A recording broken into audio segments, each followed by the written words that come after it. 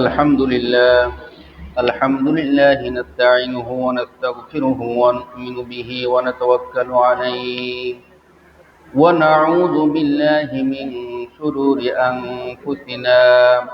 من يهد الله فلا مضل له ومن يضلله فلا هادي له. أرسله بالحق بشيرا ونذيرا وداعيا إلى الله بإذنه وسراجا منيرا. فقد قال الله تعالى في كلامه المجيد وفرقانه الحميد: أعوذ بالله من الشيطان الرجيم. بسم الله الرحمن الرحيم. إن أول بيت وضع للناس للذي ببكة مباركا وهدى للعالمين. وقال النبي صلى الله عليه وسلم في حديث النبي: أول ما يحاسب به العبد يوم القيامة الصلاة، أو كما قال عليه الصلاة والسلام: إن الله وملائكته يصلون على النبي يا أيها الذين آمنوا صلوا عليه وسلموا تسليما. اللهم صل على محمد وعلى آل محمد كما صليت على إبراهيم وعلى آل إبراهيم إنك حميد مجيد. اللهم بارك على محمد وعلى آل محمد كما باركت على إبراهيم وعلى آل إبراهيم إنك حميد مجيد।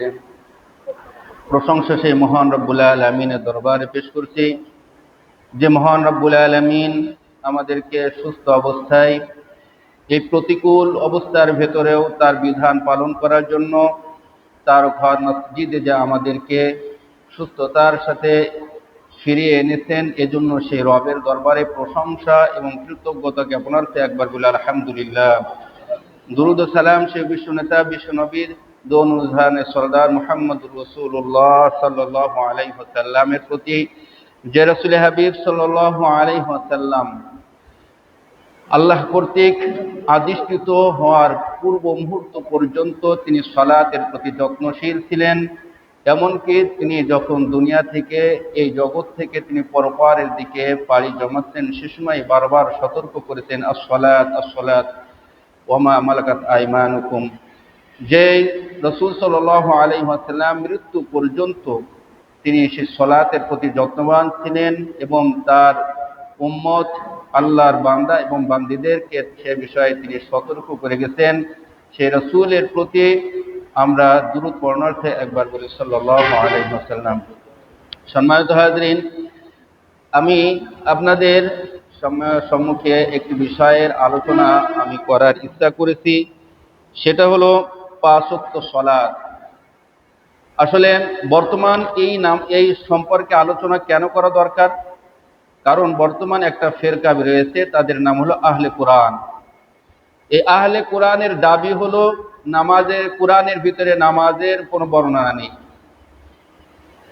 নামাজের যেহেতু বর্ণনা নেই, কাজে নামাজ পড়ারও দরকার নেই। আর যদিও যায় একটু পড়া যায়, তাহলে 2 ওয়াক্ত নামাজ, একটা ফজরের নামাজ আর একটা মাগরিবের নামাজ, আর বাকি 3 ওয়াক্ত নামাজ পড়ার দরকারই নেই। আর একটা গ্রুপ বেরোয়েছে, তারা বলতেছে নামাজ তো আল্লাহ কায়েম করতে বলেছে কোরআনের সব জায়গায়, পড়তে তো বলেনি, কাজেই নামাজ আমরা কায়েম করবো, পড়বো না। এখন ওই গ্রুপ হলো নামাজ কায়েমের পেছনে ছোটাছুটি করতেছে। আর এক গ্রুপ হলো, তারা মনে করতেছে যে নামাজ আসলে এই যেভাবে আমরা নামাজ আদায় করি, কোরআন তো একটা পূর্ণাঙ্গ কিতাব, তা নামাজটা কি ধরনের পড়তে হবে, আমরা যেভাবে পড়ি কোরআন তো ওইভাবে পড়তে বলে নাই।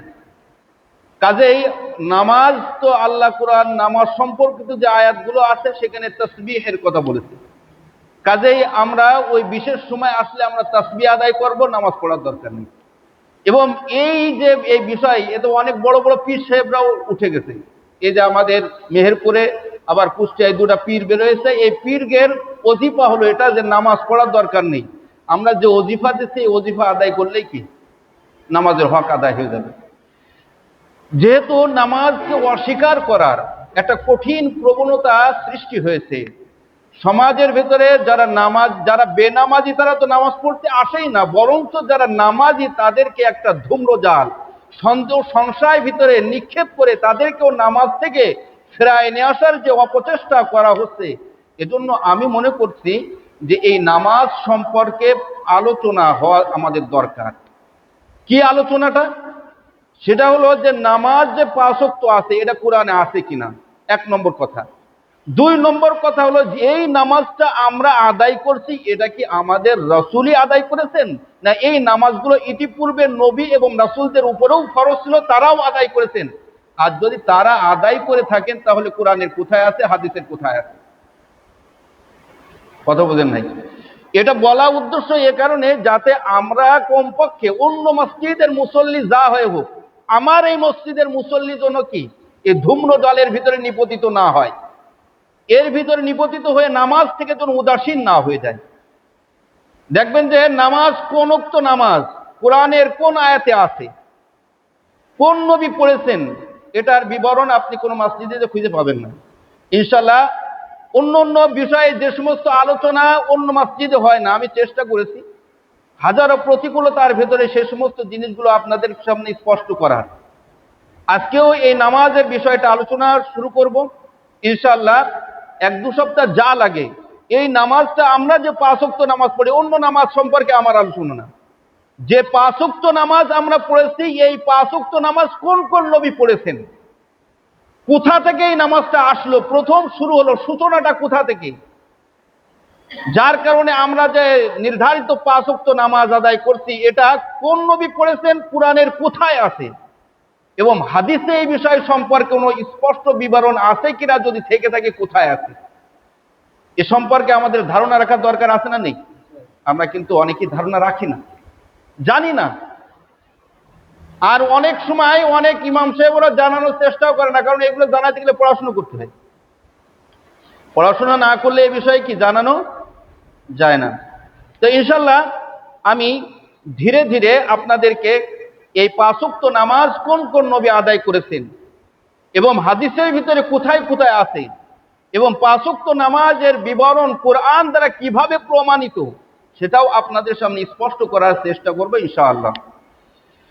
প্রথমে আসেন, আল্লাহ রাব্বুল আলামিন সূরা নিসা 103 নং আয়াতের ভিতরে বলছেন নামাজের গুরুত্বটা কি। নামাজের গুরুত্ব সম্পর্কে এখানে আলোচনা করা হয়েছে। এখানে প্রথম কথা হলো আল্লাহ বলতে চেয়েছেন যে নামাজটা একটা নির্ধারিত সময়ের সাথেই নির্ধারিত, নির্দিষ্ট, ওই নির্ধারিত নির্দিষ্ট সময় ছাড়া ওই নামাজ হবে, এটা আমরাও জানি। ফজরের নামাজ যদি আপনি জোহরের পরে আদায় করেন তাহলে হবে, কারণ ওইটা তো জোহরের ওয়াক্ত না। যে নামাজের যে ওয়াক্ত সেই ওয়াক্তের ভিতরে আমাদের কি নামাজ আদায় করতে হবে। যদি আমরা দায় মুক্ত হতে চাই, যদি আমরা আল্লাহর কাছে জবাবদিহিতা মুক্ত আমার আমলকে পেশ করতে চাই, তাহলে এভাবেই আমাকে আদায় করতে। আর যদি আমরা মনে করি ওই আসলাম আর গেলাম, কোন রকম নামাজ পড়া হলো, মানুষ জানলো যে ও নামাজি, যাতে আমার জানাজার সময় কেউ ভেটু দিতে না পারে ও নামাজে ছিল না, ওর জানাজা পড়বো না, এ কথা কেউ যাতে বলতে না পারে, এজন্য মাঝে মাঝে দু এক ওয়াক্ত আসে, আবার কখনো শুধু জুমার নামাজও আসে। আর জুমার নামাজে যদি না আসে তাহলে ঈদের নামাজে তো আসেই, আর ঈদের নামাজও যদি না আসে তাহলে 2-1 বার ওযু ছাড়া জানাজার নামাজ পড়ে, ওযু ছাড়া 2-1 বার কি জানাজার নামাজ পড়ে, এটাও তো নামাজ। এজন্য আল্লাহ রাব্বুল আলামিন সূরা নিসার 103 নং আয়াতের ভিতরে কি বলছেন, ফাইযা কাদাইতুমুস সালাত ফাযকুরুল্লাহা কিয়ামান ওয়া কুউদান ওয়া আলা জুনুবিহিম। ভালো করে শুনি, আল্লাহ বলতেছেন ফাইযা কাদাইতুমুস সালাত, যখন তোমরা নামাজ আদায় করতে চাও, নামাজ আদায় করতে চাও, পড়তে চাও, তখন তোমরা কি করবে, ফাযকুরুল্লাহা, তাহলে আল্লাহ জিকির করো। তাহলে এখানে আল্লাহ কিন্তু বলতে পারতেন যে ফাদ্দুস সালাত, নামাজ আদায় করো। আল্লাহ বলেছে নামাজের যখন তোমরা আদায় করা ইচ্ছা করবে ফাযকুরুল্লাহ, আল্লাহ জিকির করো। তার মানে নামাজের পুরোটাই হলো জিকির। নামাজের শুরু থেকে শেষ পর্যন্ত পুরোটাই কি জিকির না? কুরআন বলতেছে কুরআনটা কি আফজলুল জিকরি, সর্বোত্তম জিকির হলো কুরআন তেলাওয়াত করা। রাসূল কি বলেছেন? সর্বোত্তম জিকির সেটা কি? কুরআন তেলাওয়াত করা। এখন বলেন নামাজের ভিতর কুরআন তেলাওয়াত আছে না নেই? আমরা নামাজের শুরুতে আল্লাহু আকবার বলি, এটা কি জিকির নয়? রুকুর ভিতরে যে সুবহানা রাব্বিয়াল আযীম বলি, এটা কি জিকির নয়? আমরা কে সামি আল্লাহু লিমান হামিদা বলি, এটা কি জিকির নয়? আমরা যে সিজদার ভিতরে সুবহানা রাব্বিয়াল আ'লা বলি, এটা কি জিকির নয়? এরকম ভাবে আমরা যত তাসবিহাত আদায় করি, যত দোয়া এবং দুরূদ পড়ে থাকি, সবগুলোই হলো জিকির। সবগুলো কি জিকির। তাহলে এই আয়াত থেকে এ কথা বুঝার কোনো সুযোগ নেই যে কোনো মানুষ যদি নামাজ আদায় করতে চায় তাহলে জিকির করলেই কি আদায় হয়ে যাবে, এটা সুযোগ আছে নাকি? বরঞ্চ রসুলের শিখানো পদ্ধতিতে নামাজ আদায় করতে হবে।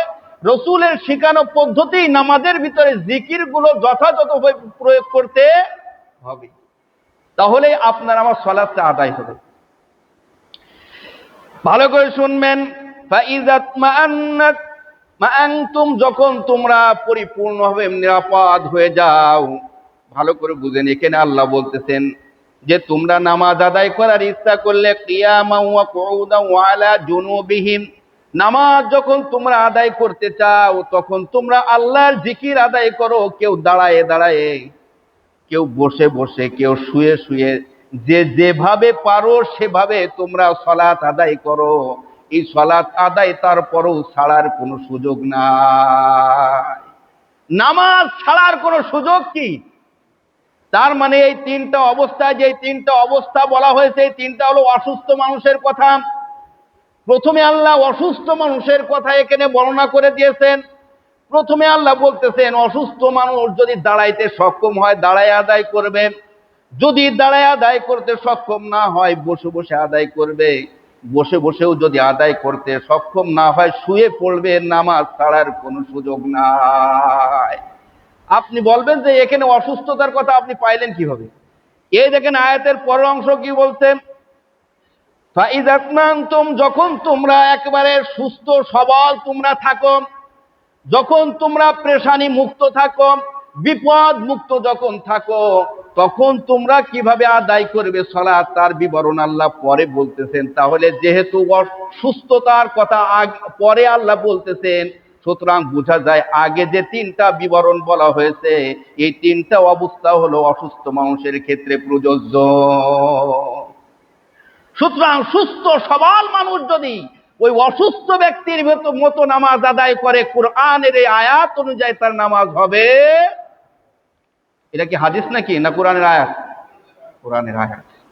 ভালো করে বুঝবেন, কোরআনের আয়াত যদি হয়ে থাকে তাহলে আপনি সহিহ জয়ীফ বলে এটা বাতিল করার কোনো সুযোগ নাই, এটা থেকে মুখ ফেরাই নেওয়ার কোনো সুযোগ নাই। নামাজ পড়তে ভালো লাগছে না, শরীরটা অসুস্থ লাগছে, নামাজ আজকে পড়বো না, এ কথা বলারও সুযোগ নাই। কারণ আল্লাহ তিনটা পরিবেশ সৃষ্টি করেছেন, অবস্থার বর্ণনা দিয়েছেন। আপনি নামাজ পড়ুন দাঁড়ায়ে, সেটা সম্ভব না হলে বসে, না হলে শুয়ে, এই তিনটা অবস্থার ব্যতিক্রম কোনো অবস্থার কথা এখানে বলা হয় না। শুয়ে শুয়ে আপনি ইশারায় নামাজ পড়েন তাও নামাজ হয়ে যাবে যদি আপনি অসুস্থ থাকেন, কিন্তু নামাজ ছাড়ার কোনো সুযোগ নাই। এরপরে আল্লাহ বলছেন যে ফাকিমুস সালাত, যখন তোমরা নামাজ যখন সুস্থ থাকবে, পরিপূর্ণভাবে নিরাপদ জায়গায় যখন তোমরা অবস্থান করবে, ফাকিমুস সালাত, নামাজ কায়েম করো। তার মানে ওই নামাজের সুন্নত মুস্তাহাব ওয়াজিব ফরজ যা যা আছে পুঙ্খানুপুঙ্খানুভাবে সবগুলো প্রয়োগ করে তুমি নামাজ আদায় করো, কোনো কিছু ছাড়ার সুযোগ নাই। যখন তুমি নিরাপদ তখন তুমি সবগুলো আদায় করো, আর যখন তুমি কোনো শত্রু কবলিত জায়গায় তুমি অবস্থান করছো, যুদ্ধের ভিতরে আসো, সফরের ভিতরে আসো, অসুস্থতার ভিতরে আসো, সেই সময় তো তোমার এই রকম ভাবে পরিপূর্ণ নামাজ পড়ার সুযোগ নাই, কিন্তু তারপরে নামাজ ছাড়ারও সুযোগ।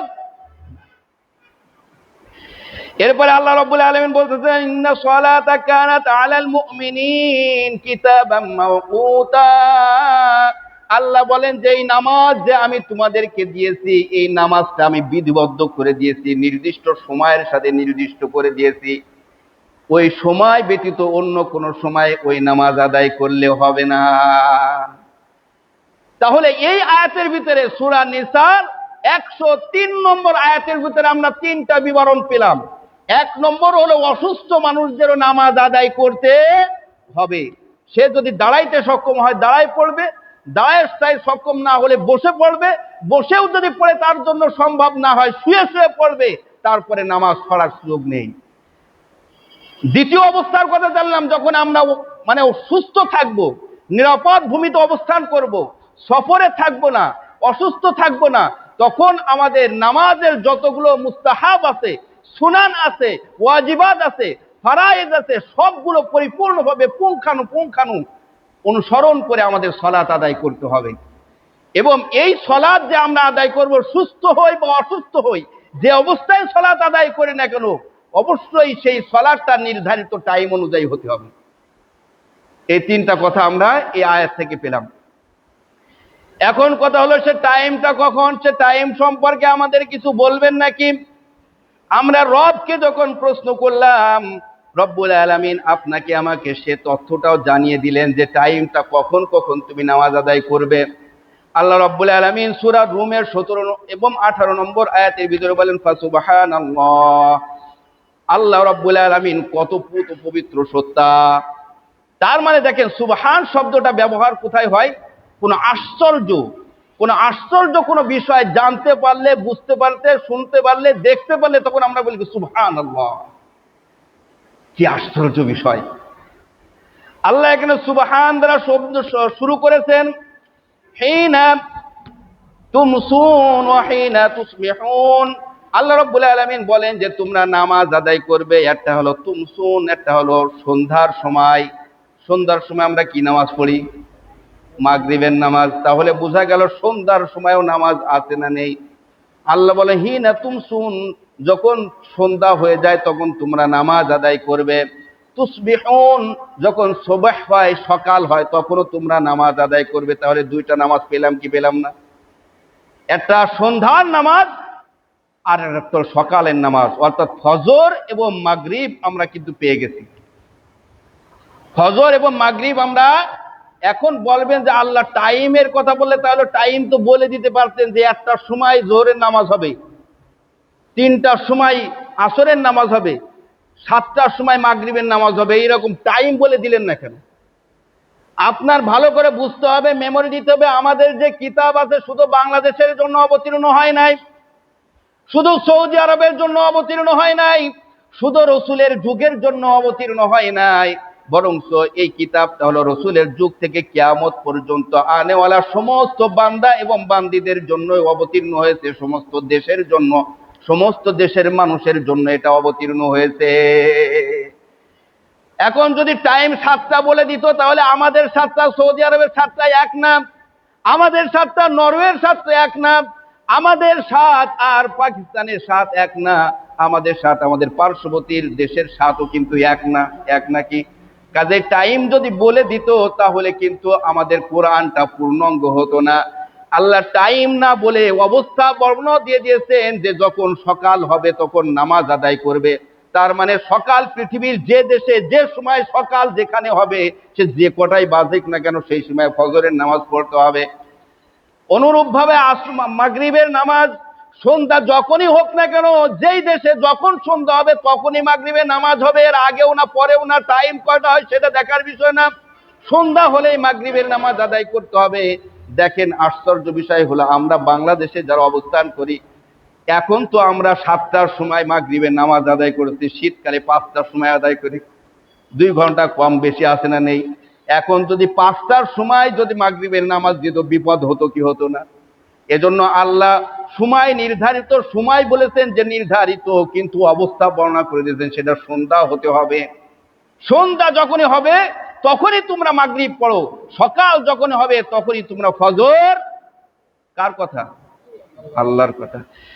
এরপরে আল্লাহ রাব্বুল আলামিন আরো কি বলেন? ওয়ালাহুল হামদু ফিস সামাওয়াতি ওয়াল আরদ। এরপরে আল্লাহ রাব্বুল আলামিন আসমান এবং জমির সমস্ত প্রশংসা আল্লাহর জন্য। এ কথা বলার পরে আর দুই ওয়াক্ত নামাজের কথা তিনি বলতেছেন। আশিয়া ওয়া হিনা তুযহিরুন, একটা হলো অপরাহ্ন, আরেকটা হলো মধ্যাহ্ন। আশিয়া মানে কি? অপরাহ্ন মানে মধ্যাহ্ন, মাঝখানের দুপুর, কঠিন গরম অতিবাহিত হয়ে যাওয়ার পরে যে সন্ধ্যার পূর্ব মুহূর্তের সময়টাকে অপরাহ্ন বলে, তার মানে আসরের সময়। তার মানে কি? আসরের সময়। তাহলে এই যে আল্লাহ বলতেছেন মধ্যাহ্ন অর্থাৎ তুযহিরুন জোহর, এখান থেকে আমরা বুঝি তুযহিরুন জোহর অর্থাৎ কিছুটা সূর্য পশ্চিম আকাশে ঢলে যাওয়ার পরেই কি জোহর শুরু হয়। এরপরে মধ্যাহ্ন, ভোজ, আমরা তো সব জানি, ভোজ শব্দ ব্যবহার করলে মধ্যাহ্ন আমরা খুব বুঝি। তাহলে মধ্যাহ্ন সময় যে আছে, মাঝখানের সময় জোহরের নামাজ আদায় করতে হবে। ও আশিয়ান, এবং এই মধ্যাহ্ন অতিবাহিত হয়ে যাওয়ার পরে যখন অপরাহ্ন শুরু হবে তখন আমাদের আসরের সালাত আদায় করতে হবে। বলেন তো আসরের কথা কোরআনে আছে না নেই? আছে না নেই? শুধু আছে তা না, সূরা বাকারার ভেতরে আল্লাহ রাব্বুল আলামিন আসরের নামাজ সম্পর্কে স্পেশাল তাগিদ দিয়েছেন। সূরা বাকারার 238 নম্বর আয়াত, আল্লাহ রাব্বুল আলামিন সেখানে বলছেন হাফিজু আলাস সালাওয়াত ওয়াস সালাতিল উসতা, তোমরা মাঝখানের নামাজের ব্যাপারে সবথেকে বেশি গুরুত্ব দিবে। মাঝখানের নামাজ কি? জোহর, ফজর আর জোহর চলে গেল, মাগরিব এশা হলো পরে, মাঝখানে কিটা? আসর। মাঝখানে কিটা? আসর। হাফিজু আলাস সালাত ওয়াস সালাতিল উসতা, এই মাঝখানের নামাজের ব্যাপারে সবথেকে বেশি গুরুত্ব তোমরা দিবে। কারণ কি? এই আসরের নামাজের ব্যাপারে সবথেকে বেশি উদাসীনতা আমাদের ভিতরে পরিলক্ষিত হয়। আমরা যারা বিভিন্ন কাজকর্ম থাকি, ওই সময় ওই শেষ সময় এসে কাজের চাপটা বেশি বেড়ে যায়, তাড়াতাড়ি শেষ করতে হবে, অথবা কাজ শেষ করেছে কিন্তু এখন বাড়িতে আসতে হবে, অথবা বাড়িতে এসেছি এত সময় ক্লান্ত, নামাজ পড়তে অলসতা লাগে। আর আসরের সময় তো একটা খেলার সময়, খেলাধুলো করার সময় বাচ্চাদের জন্য। কাজেই এই খেলাধুলার সময়, এই যে অলসতার সময়, এই সময় নামাজ সম্পর্কে মানুষ সব থেকে বেশি উদাসীন থাকে। এজন্য আল্লাহ স্পেশাল বললেন যে সবগুলো নামাজের প্রতি যত্নবান হবে, বিশেষ করে আসরের নামাজের প্রতি বেশি গুরুত্ব রাখবে, আসরের নামাজের প্রতি বেশি খেয়াল রাখবে। কারণ কি? ওই সময়টা যদি আমরা নামাজ সম্পর্কে ভুলে যাই, এই জন্য ওই সম্পর্কে সতর্ক করেছেন স্পেশাল ভাবে। তাহলে আমরা পেয়ে গেলাম 4টা ওয়াক্ত নামাজ। এরপরে আমরা সূরা ইসরা, বনি ইসরাইল নামে আমরা চিনি। সূরা ইসরা বলেন না বনি ইসরাইল বলেন। সূরা ইসরার 78 আয়াতের ভিতরে আল্লাহ রাব্বুল আলামিন বলেন আকিমিস সালাত লিদুলুকিশ শামসি ইলা ওয়াসাকিল লাইল। আকিমিস সালাত ইলা দুলুকিশ শামসি, শামস যখন, সূর্য যখন পশ্চিম আকাশে ঢলে যায় তখন তোমরা নামাজ কায়েম করো। ইলা ওয়াসাকিল লাইল, না রাতের দীর্ঘ একটা সময় পর্যন্ত, রাতের দীর্ঘ একটা সময় পর্যন্ত। তার মানে মাগরিবের নামাজ কিন্তু রাতের শুরুতে, আর রাতের একটা দীর্ঘ একটা সময় পর্যন্ত। এই যে সময়ের কথা বললেন, একটা রাতের নির্ধারিত সময় যেতে হবে, তাহলে বোঝা গেল এর ভিতরে মাগরিব এবং এশা 2 রাকাত নামাজ, 2 ওয়াক্ত নামাজ আছে না নেই? এটা শুধু এনাম মিন বাদি সালাতিল ইশা, আল্লাহ রাব্বুল আলামিন অন্য আয়াতের ভিতরে মিন বাদি সালাতিল ইশা, ইশা শব্দটা স্পষ্টভাবে উল্লেখ করে দিয়েছেন। ইশার পরে আমাদের কাজটা কি? এজন্য রাসূল হাবিব সাল্লাল্লাহু আলাইহি ওয়াসাল্লাম বলেছেন ইশার নামাজটা আল্লাহ রাব্বুল আলামিন সবথেকে বেশি পছন্দ করেন, বেশি সওয়াব দেন রাতের 1/3 অংশ অতিবাহিত হয়ে যাওয়ার পরে। আমি যদি আমার উম্মতের পরে এটা কঠিন মনে না করতাম, কষ্টদায়ক না মনে করতাম, তাহলে রাতের 1/3 অংশ অতিবাহিত হয়ে যাওয়ার পরে ওটা পড়ার জন্য আবশ্যক করে দিতাম।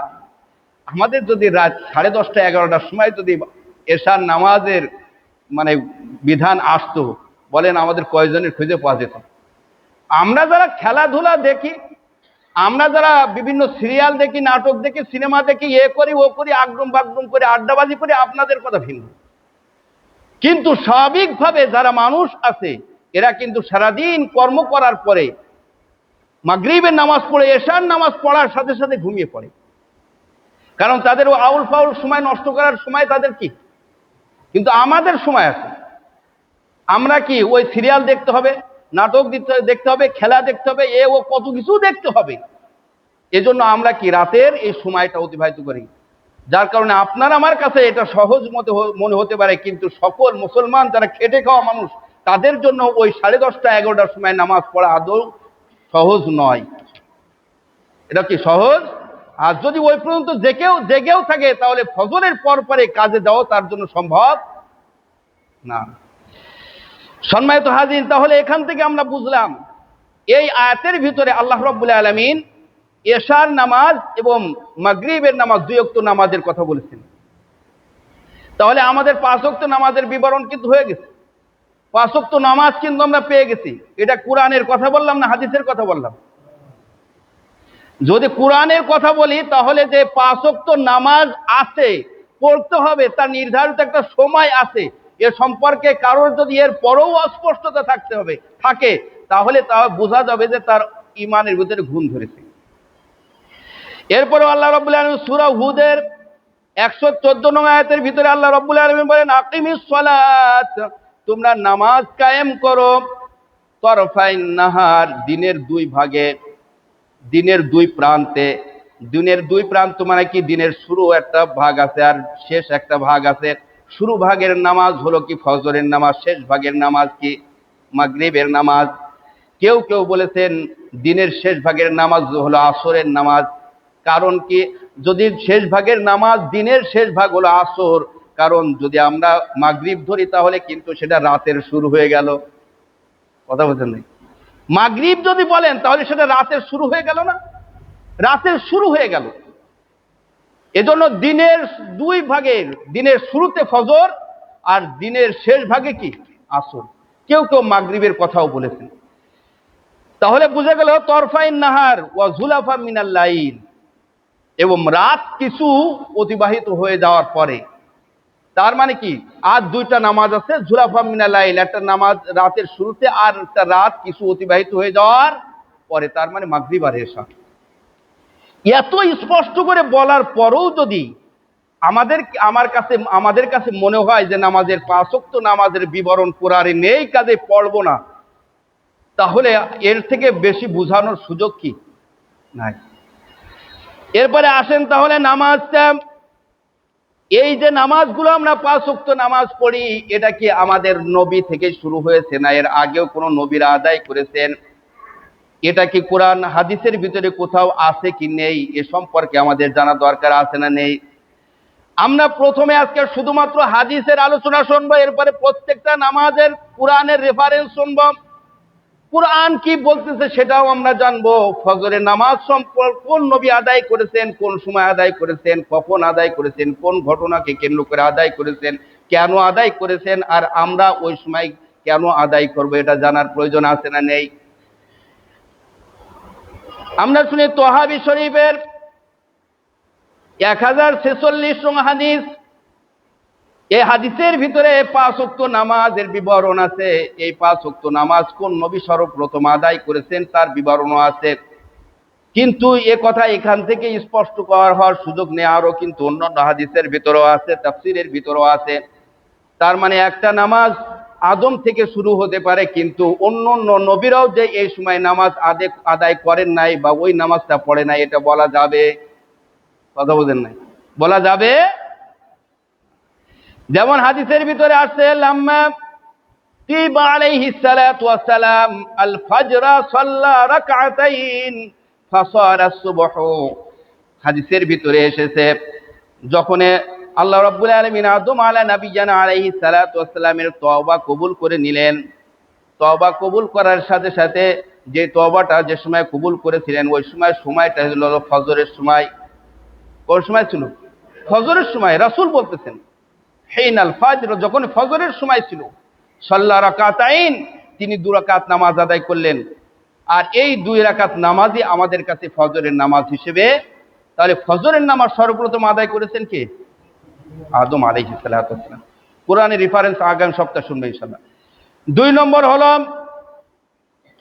তাহলে ফজরের নামাজ পেলাম হলো হযরত আদম আলাইহিস সালাতু ওয়াস সালাম থেকে, এটা যে এসেছে সেখান থেকে সূচনা হয়েছে।